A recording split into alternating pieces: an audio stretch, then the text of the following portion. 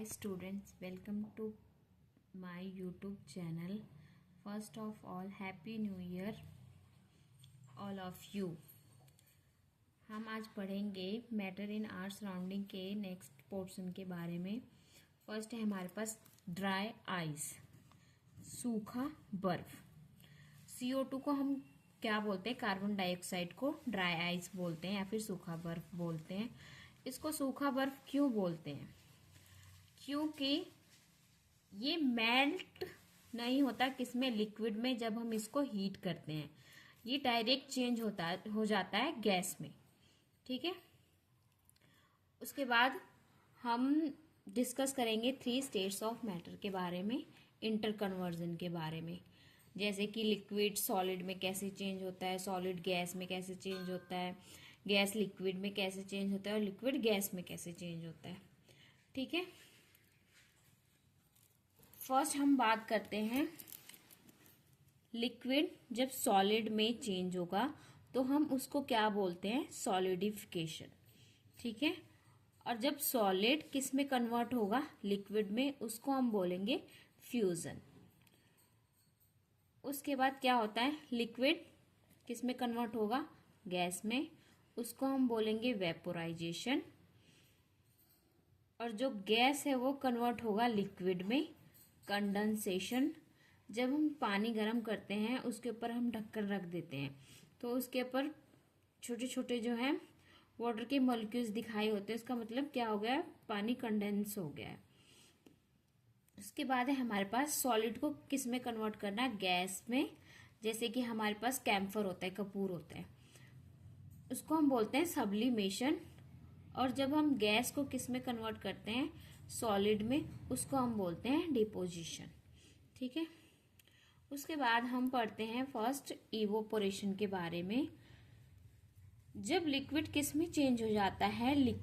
Gas में, below it's boiling point, उसको हम बोलते हैं इवोपोरेशन।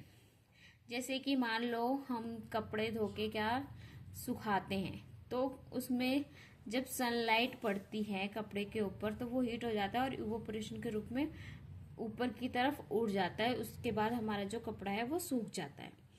अब कौन कौन से फैक्टर हैं जो अफेक्ट करते हैं किसको? इवोपोरेशन को। फर्स्ट हमारे पास है टेम्परेचर।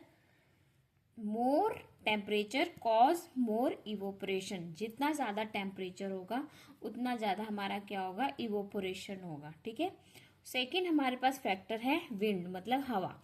मोर विंड कॉज मोर इवोपोरेशन।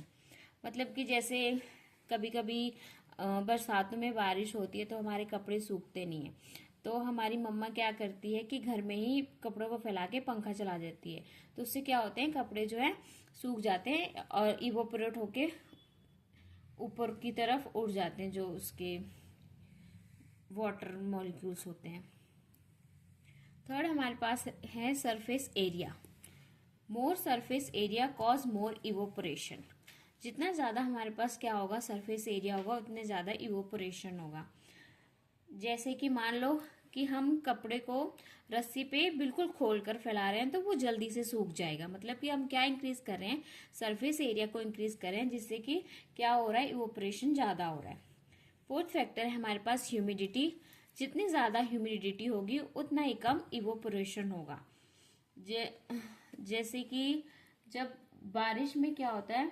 कपड़े जो हैं वो जल्दी सूखते नहीं है। वो क्यों नहीं सूखते हैं? क्योंकि एयर के अंदर वाटर के पार्टिकल्स आ जाते हैं। अब एक क्वेश्चन है हमारे पास, व्हाई इवोपोरेशन कॉजेज कूलिंग। कि इवोपोरेशन कूलिंग कैसे करता है? During evaporation particle of the liquid gain energy from the surrounding. कि जब इवोपोरेशन होता है जो पार्टिकल होते हैं लिक्विड के वो कहाँ से एनर्जी लेते हैं? सराउंडिंग से, to overcome the force of attraction between them. Force of attraction को क्या करने के लिए? ओवरकम करने के लिए। एज अ रिजल्ट जो लॉस ऑफ हीट एनर्जी है वो किसके साथ होती है? सराउंडिंग में। इसलिए क्या कहते हैं? इवोपोरेशन जो है वो कूलिंग करते हैं। Y water is earthen pot remains cool. मतलब कि जो पानी का घड़ा होता है वो हमेशा ठंडा क्यों रहता है? अगर हम सिंपल वर्ड में बोलें तो जो पानी होता है एक क्ले पॉट में वो ठंडा क्यों होता है? एक इवोपोरेशन प्रोसेस की वजह से। अगर हमने सिंपल वर्ड में हमें क्या देना है, आंसर देना है, जैसे 1 मार्क्स में। अगर हमें मान लो कि 3 या 4 मार्क्स में आ गया तो हम इसको थोड़ा अच्छे से डिटेल में एक्सप्लेन करेंगे। ये क्या है, हमारे पास एक मिट्टी का क्या है, घड़ा है, ठीक है।